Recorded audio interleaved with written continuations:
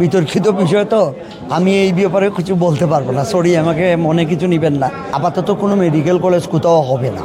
আমি তো কোনো মামলা কাউকে দিইনি।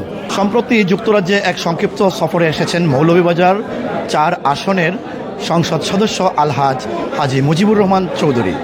আমরা আজকে তার এলাকা নিয়ে কয়েকটি প্রশ্ন করব। তার আগে আমরা একটু তার সম্পর্কে তার ব্যক্তিগত কিছু কথা বলে নেই। প্রায় 32 বছর পরে আপনার পরিবারে সংসদ সদস্য পদটি ফিরে এসেছে। এলাকার মানুষের প্রতি কতটুকু দায়বদ্ধতা আপনি মনে করেন আপনার প্রয়াত মরহুম এমপি আপনার চাচা জনাব ইলিয়াসুর রহমান সাহেবের ভাতিজা হিসাবে কমলগঞ্জ শ্রীমঙ্গলবাসীকে আপনি কতটুকু কি দিতে পারেন?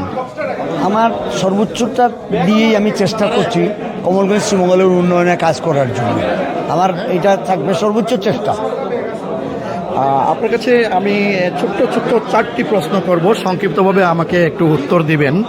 দীর্ঘদিন থেকে মৌলভীবাজার জেলাকে এক গ্রেডে নিতে একটা নতুন থানার প্রয়োজন হিসেবে শমশেরনগরবাসী এবং উসমানগড়বাসীর মধ্যে একটা দূরত্ব তৈরি হয়েছে।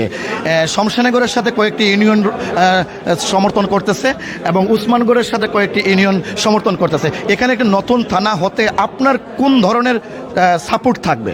আসলে বিতর্কিত বিষয়, তো আমি এই ব্যাপারে কিছু বলতে পারবো না। সরি, আমাকে মনে কিছু নেবেন না।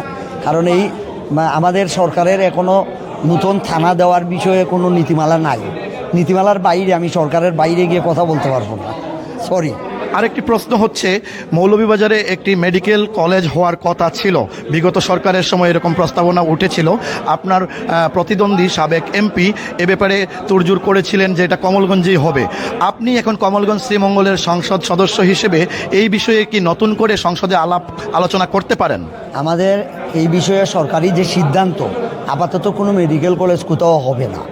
এখন আমি এই ব্যাপারে কথা বলা মানে না বলার সমান। আমি চাই কার্যকরী কোনো কিছু বলা।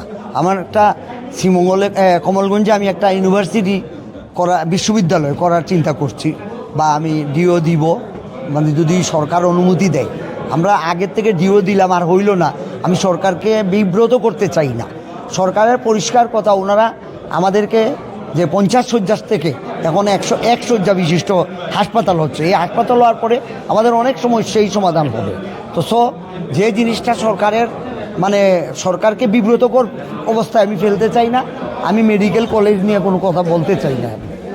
আরেকটি প্রশ্ন, সর্বশেষ প্রশ্ন হচ্ছে যেটা শমশেরনগর এয়ারপোর্ট ব্যাপারে আপনি কথা বলেছেন বক্তব্যে, কিন্তু আমি চাচ্ছি ইন্টারভিউ হিসেবে সংক্ষিপ্ত আকারে জানতে চাই, এখানে এয়ারপোর্ট কি আবার পুনরায় চালু হবে?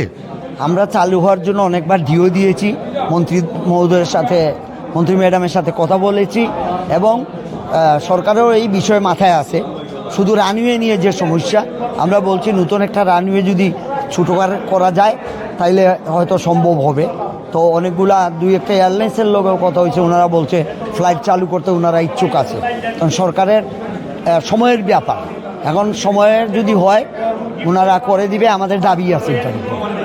আপনি কমলগঞ্জ শ্রীমঙ্গলের নির্বাচিত এমপি, বিশাল ভোট ব্যবধানে আপনি বিজয় লাভ করেছেন লাস্ট নির্বাচনে। এখন আপনি আওয়ামী লীগ সমর্থকদেরও এমপি, জামাত সমর্থকদেরও এমপি, বিএনপি সমর্থকদের এমপি, বিশাল একটি আসন এখানে। এই আসনের মধ্যে আপনি যে আপনার চাচা থেকে শুরু করে আপনার পারিবারিক যে একটা ব্যাকগ্রাউন্ড, যেভাবে মানবতার কাজ করে গেছেন, এখানে সেইভাবে সামাজিকভাবে সবাইকে নিয়ে একসাথে চলার ব্যাপারে যে রাজনৈতিক মামলা মকদ্দমাগুলোর ব্যাপারে আপনি কি বলবেন? আমাদের এখানে আমি তো কোনো মামলা কাউকে দিইনি। আমার বিরুদ্ধে যারা মামলা দিছে আমি সবাইকে মাফ করে দিছি। আমি কোনো মামলা দেইনি, এবং আমি চাইতেছি যে যারা নিরপরাধ, যাদের বিরুদ্ধে নিরপরাধভাবে মামলা হয়েছে, সেই মামলা যাতে খারিজ হয়ে যায়। কারণ তারা কোনো অপরাধী না। এটা একটা এভারেজভাবে অনেকেই এই মামলাটা দিছে 5 আগস্টের পরে। আমি চাইতেছি যে যারা প্রকৃত দোষী তাদের সাজা হোক, বিচার হোক। বাকি যারা নিরপরাধ আমরা তাদেরকে মামলার মধ্যে থেকে বাইর করে দিতে চাই। প্রায় 32-33 বছর পরে আপনার পরিবারে যে এমপি পদটি ফিরে এসেছে, সংক্ষিপ্ত আপনার অনুভূতিটা একটু, আপনার আসনের। সেটা আমি 2001 থেকে কাজ করছি, এবং আমার কাজের এটা ফসল। আমি লাখ লাখ শুকরিয়া জানাই আল্লাহর দরবারে এবং আমার এলাকার মানুষদেরকে যারা আমাকে মূল্যায়ন করছে। আমিও চেষ্টা করব তাদের মূল্যায়নের মাধ্যমে তাদের ঋণ শোধ করার জন্য আমরা কাজ করে যাব। এটাই আমাদের ফ্যামিলির ট্রেডিশন। পাইলাম কি না পাইলাম সেটা বড় কথা না, এলাকার জন্য যদি কাজ করতে পারি, এলাকার মানুষের পাশে যদি দাঁড়াইতে পারি, এটাই হবে আমাদের মূল বিষয়। ধন্যবাদ আপনাকে। আমরা কথা বলছিলাম মৌলভীবাজার 4 আসনের সংসদ সদস্য, বাংলাদেশ জাতীয়তাবাদী বিএনপির কেন্দ্রীয় সদস্য আলহাজ হাজী মুজিবুর রহমান চৌধুরীর সাথে। কামরুল আই রাসেল, লন্ডন।